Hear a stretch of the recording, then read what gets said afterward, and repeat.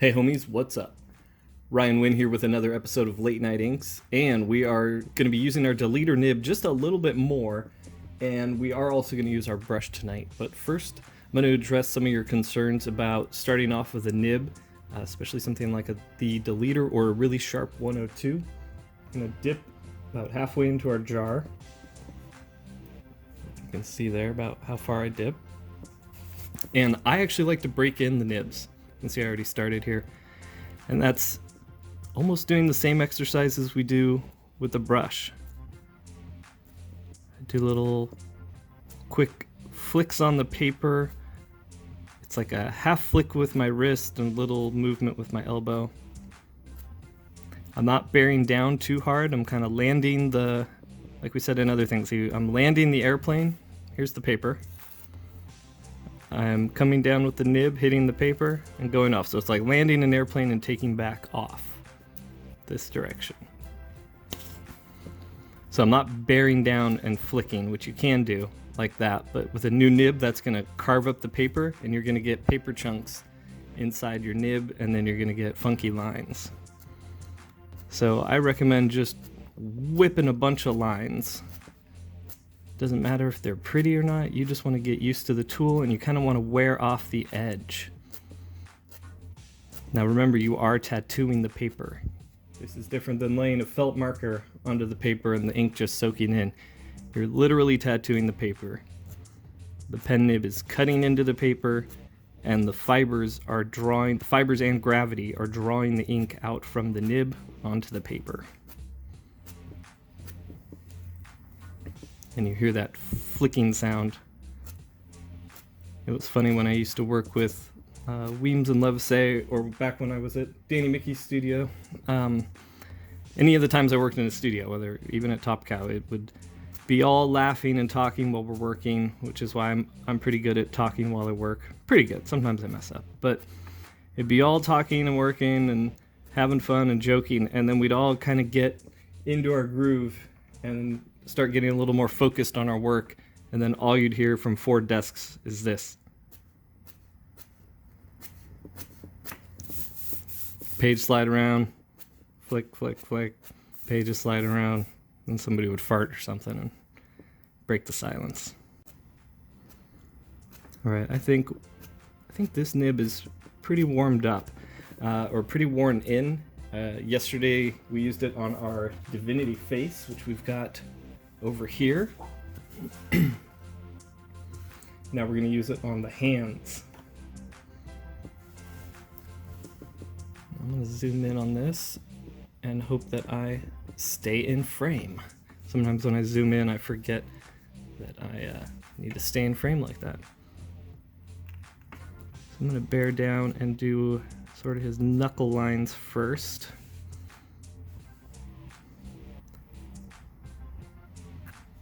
And then I'm going to do really thin lines for the tops of those knuckles. Now usually I'll let those totally dry, but I went right to the edge, kind of a way I barely touched the lines I'd already made. Because these sketch covers, they tear up a little bit more than your average board. Pretty good, but these ones are also from like 2015, I believe. So, paper ages. And keep that in mind, but I'm relatively surprised at how well this is handling this. You can see here I'm breaking some of the lines. Those are going to remain broken.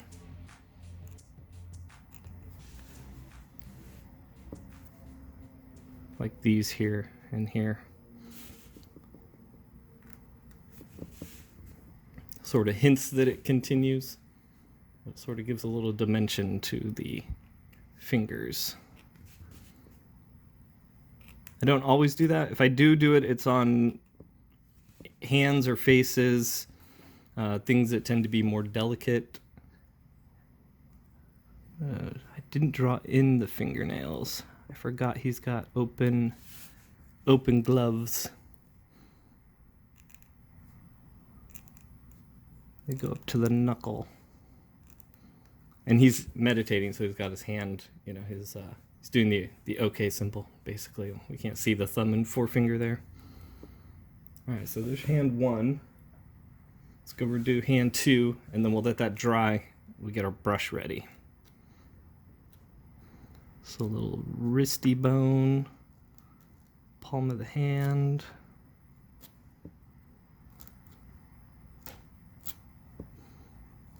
We'll do our knuckles again. So they have that pattern that arches up to the middle knuckle and then back down.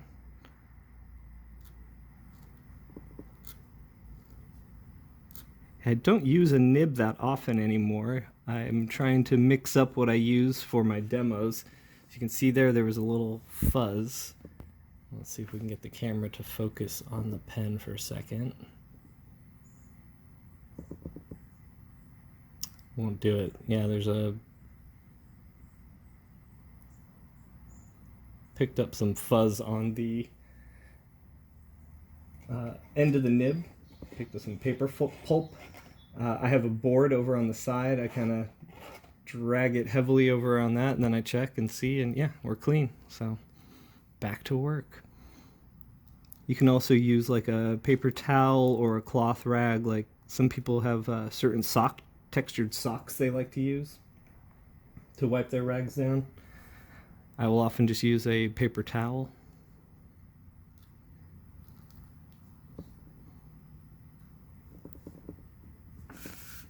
Alright, make sure not to touch any of the wet ink. I'm going to do the tops of the fingers there. I broke one of my own rules. Usually I do the tips of the fingers first.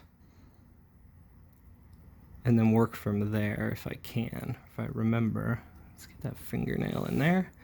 And we'll get his... Oh, we were off frame again because it zoomed in. Sorry everybody, I think I was only off frame for a second. Alright, so that's how we ink our hands with a nib. That way the hands and the faces stay really sharp and crisp. And then the rest will have my thick, soft brush lines all over the place. So we'll set that aside. We're going to take just a blank scrap of paper. Set our pen down. We'll clean it after the demo. Alright, so we're going to take our 8404, our Kolinsky Sable brush, our size 2. We've wet it. I'm going to wipe a little of the water off on the inside of the ink jar. And we're going to dip about halfway or 2/3. And we're just going to do a few warm-up little tests here. See how the brush is responding. I always start with these little diamond lines. You land, press down, and lift and kind of flick up. Excuse me. And this is just copy paper or printer paper.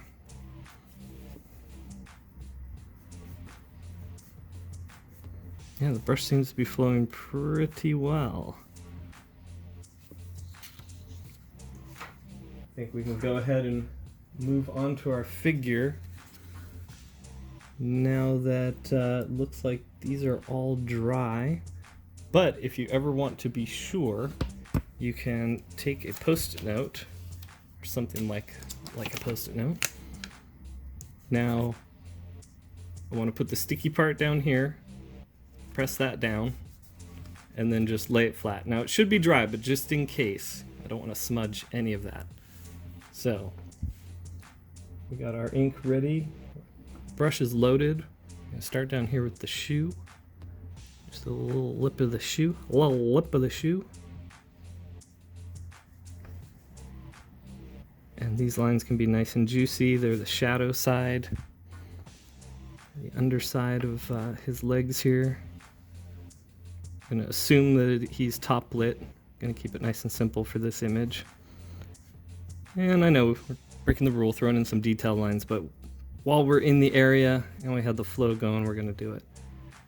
I'm going to do the outside of his thigh here. There we go, and this is the underside of his calf line. Now we're going to go really light.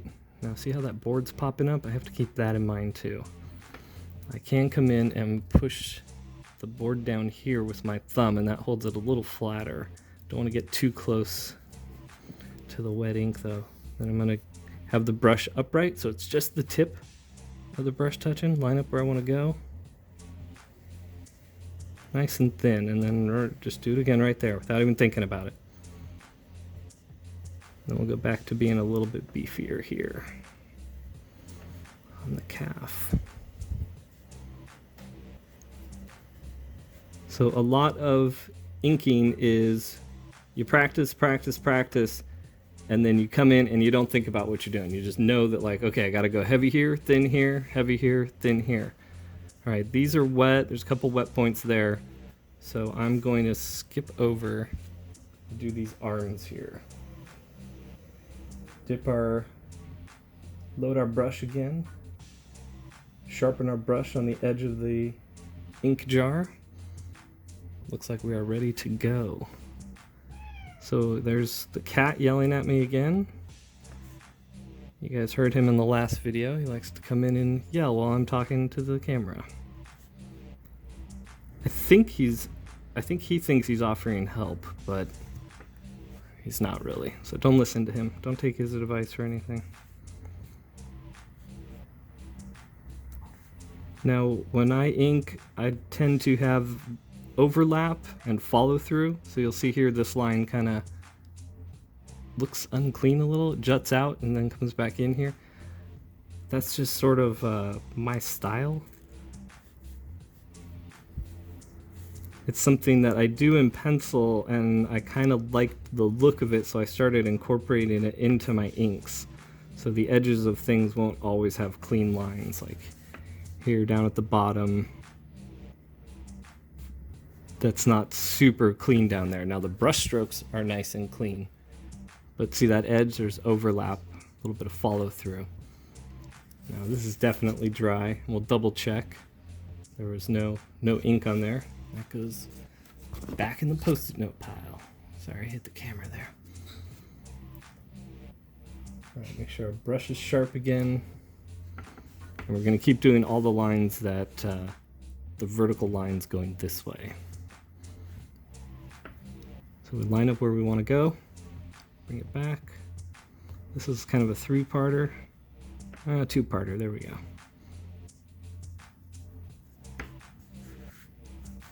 We're going to whip some straight lines here. I'm going to come back and do these ones from the other side. Start on the top and work them down. It's just something you kind of, once you start doing this a lot, and if you're throwing a lot of your own strokes at home, you're going to start learning like which directions you feel comfortable with. You'll be surprised sometimes you're okay to curve a line this way with one hand, but on one hand, but like you'll curve the line this way on other shapes and stuff. I don't know. Sorry, that wasn't very clear, but I'll try to figure out how to clarify what I mean there. He has these cool shoulders. Here are these cool like extended shoulder pad kind of things. Wouldn't normally say it's cool, a guy has shoulder pads, but it looks cool on Divinity's costume. Excuse me.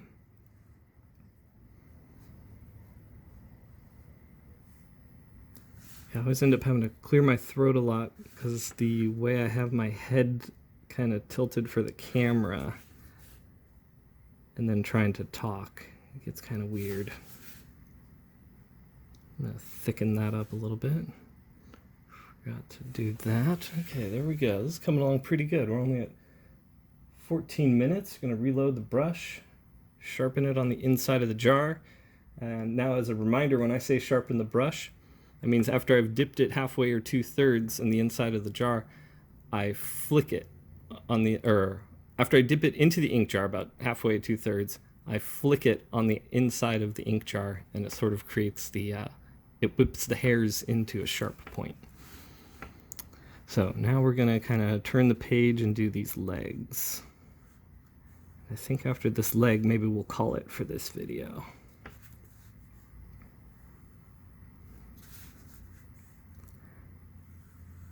Now this character, Divinity, we did 3 chapters, and then there was a follow-up series called Eternity, all through Valiant, and I was the inker on all 4 of those series. Same writer, Matt Kint, same penciler, Trevor Hairsine, and my homie David Barrett handling colors. He's working over at DC right now, doing some kick-ass work over on Detective. All right, we're doing these thin ones again, so the brush is upright, and we move quick without thinking much. And then right back to heavy on the underside of this calf.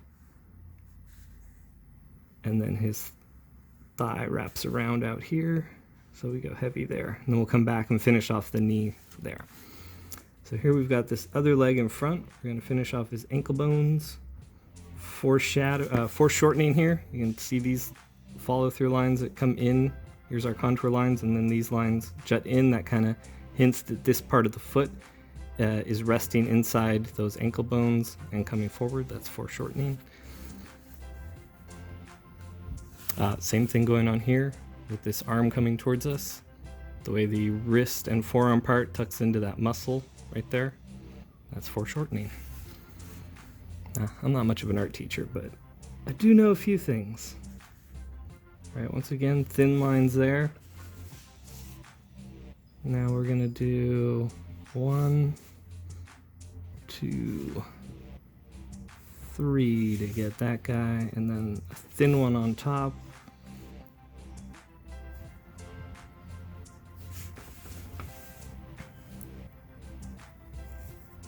There we go. Let's see what we can keep under 20 minutes.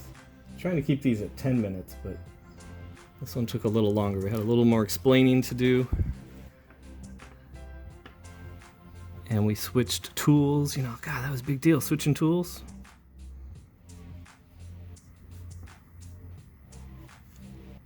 See, now I don't mind if something isn't perfect, but I want the brush strokes to be confident and perfect. That's sort of how I build my style.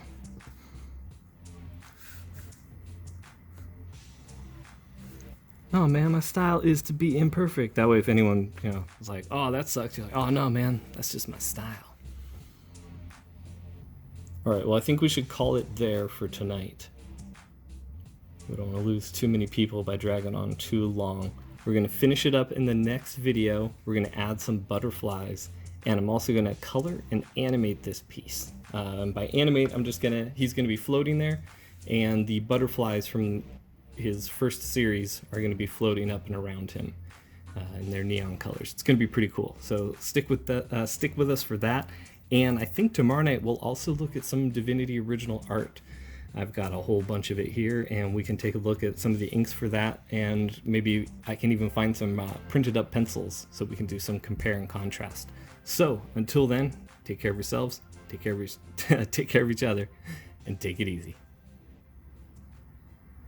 And if you haven't already, head over to alternaaccess.com and check out the book I wrote, Gods and Gears, with art by Dean Kotz and letters by Wes Loker. Issue 4 is out soon. Stupid cat. Newsprint. It's a hell of a drug.